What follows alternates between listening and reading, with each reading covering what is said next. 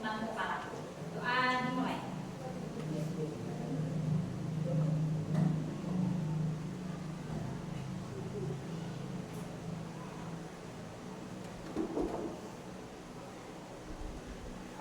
Selesai. Oke, sudah siap kan belajarnya? Hari ini kita akan membahas tentang unsur-unsur fisik puisi. Halaman 10 ya, buka dulu bukunya. Jadi tujuan pembelajaran kita hari ini mengenal dan mempelajari apa-apa saja unsur-unsur fisik puisi tersebut. Nah, ini Ibu akan berikan contoh ya, satu puisi yang dibacakan oleh seorang siswa. Kita dengarkan dengan sama lah. Iya, tinggal saja sajak buat negara.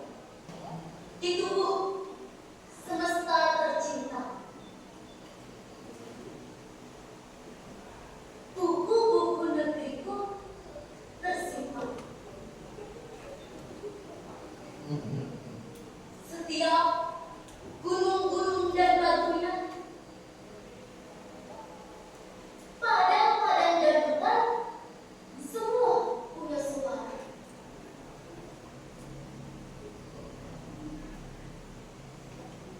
Semua terhampar biru di bawah langitnya. Tapi hujan selalu tertahan dalam pohon.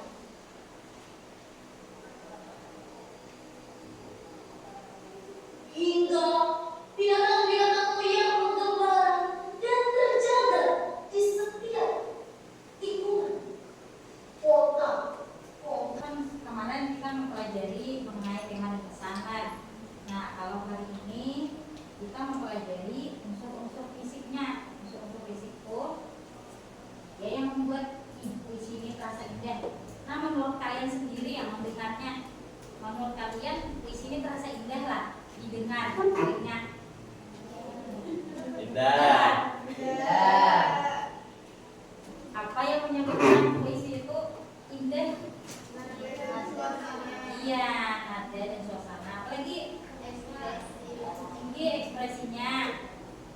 Selain itu diksi itu pemilihan kata-kata yang unik atau indah. Terus ada lima pengulangan bunyi di ujung baris. Biasanya ada huruf yang sama. Selain lima ada lagi gaya bahasa. Gaya bahasanya menggunakan bahasa yang sulit untuk dimengerti, kan? Karena yang menggunakan bahasa kiasan, ya gaya bahasa. Nah, hari ini kita mempelajari masalah unsur-unsur itu ya. Nah, hari ini kita mempelajari unsur-unsur fisik puisi. Yang pertama, apa? Diksi. Ya, diksi itu pemilihan kata-kata yang digunakan dalam penulisan puisi. Bisa kata-katanya menggunakan kata-kata yang sederhana. Maksudnya itu kata-kata yang sering kita dengar dalam hidup sehari-hari. Tapi bisa juga menggunakan kata-kata yang jarang didengar. Ya, kata-katanya itu unik. Kemudian yang B, imaji. Imaji itu atau citraan ya, kata-kata yang dapat mengungkapkan pengalaman indrawi. Misalnya dari segi penglihatan kah, pendengaran kah, atau perasaan. Jadi imaji itu terbagi menjadi 3. Ada imaji auditif atau pendengaran, ada imaji visual, penglihatan, dan imaji taktil. Taktil itu pakai indera peraba atau perasa. Biasanya kata umum itu identik dengan benda-benda nyata. Bila ada tulisan atau kata dalam puisi itu, kita dapat langsung menangkap pakai indera penglihatan kah atau peraba kita, sehingga benda-benda itu terasa benar nyata di hadapan kita. Terus yang D, bahasa figuratif. Bahasa figuratif itu sama dengan majas. Jadi tadi biasanya menggunakan kata-kata kiasan. Nah, dalam bahasa figuratif ini puisi itu terasa menjadi lebih indah, menjadi menciptakan efek lebih kaya makna dan efektif. Biasanya menimbulkan penafsiran yang berbeda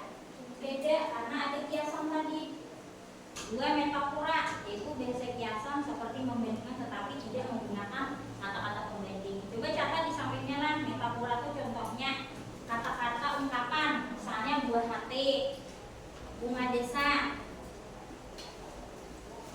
meja hijau. Pernah dengar kata-kata yang seperti itu?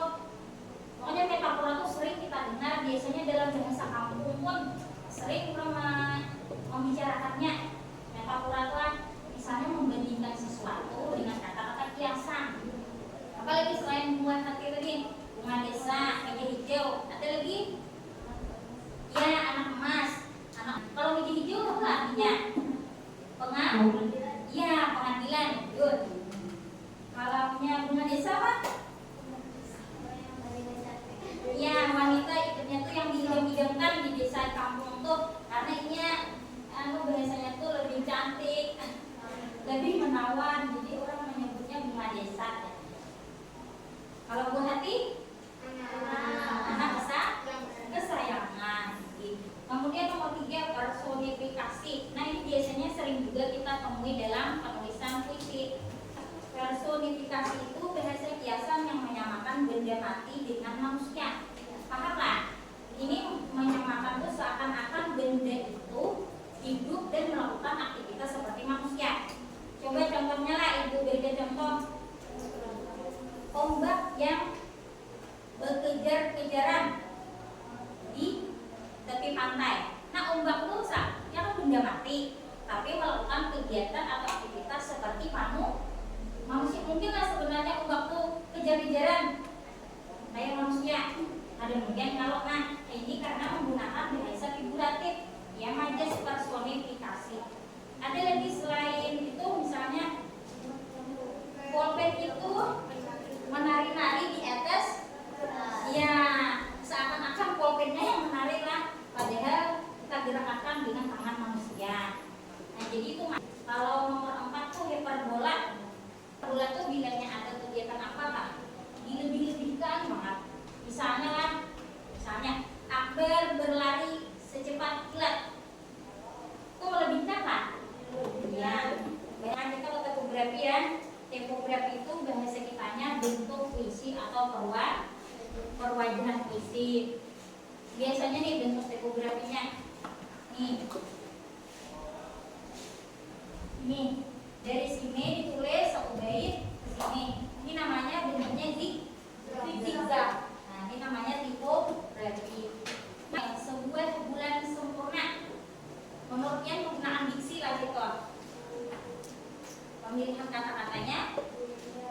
Ini kata-katanya indah, ini masuk diksi. Ciri di buku pian. Ini masuk diksi bulan sempurna. Terus selain masuk diksi, bulan sempurna ini masuk kata konkret, karena kita bisa melihat bulan ini menggunakan imaji penglihatan bulan sempurna. Terus di garis lagi bersinar agak merah.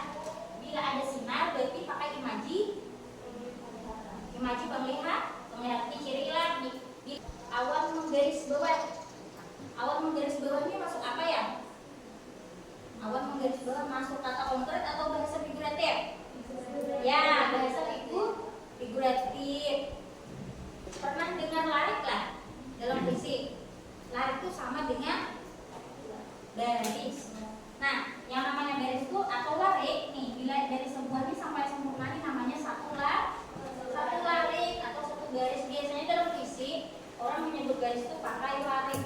Nah, jadi bila ibu sebut satu larik, ini satu larik, ini dua larik, ini tiga, ini empat larik. Kalau semuanya ini namanya bait. Nah, jadi bait itu kumpulan dari beberapa larik. Iya betul. Yang namanya rima, nah ini.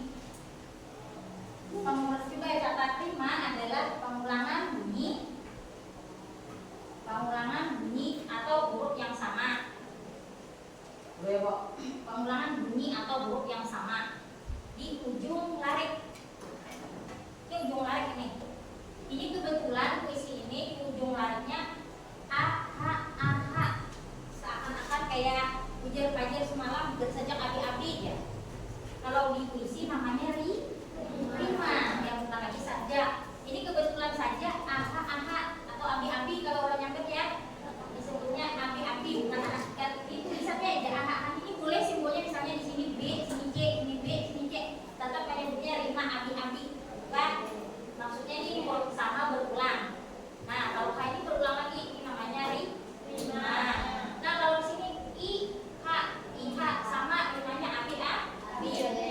Tapi biasanya ada di puisi itu yang ujungnya nih semuanya a. Ada kan? Kalau pantun itu pasti abi-abi. Biasanya pantun gitu ya, abi. Kalau puisi boleh abi-abi, bisa rimanya a. Kan? Kalau ini rimanya tulis di sampingnya rima ab. Rimanya ab. Sungai Mississippi. Nah, ini namanya kata konkret atau bahasa figuratif? Apa? Kata konkret karena Sungai Mississippi ini ada di Amerika Serikat, di Midwest tadi. Terus bunyi sepi. Iya, imaji pendengaran. Terus bawah lagi amat gemuruh. Imaji pendengaran, ciri giginya. Terus lagi bait yang ketiga, ladang jagung. Kata konkret gitu.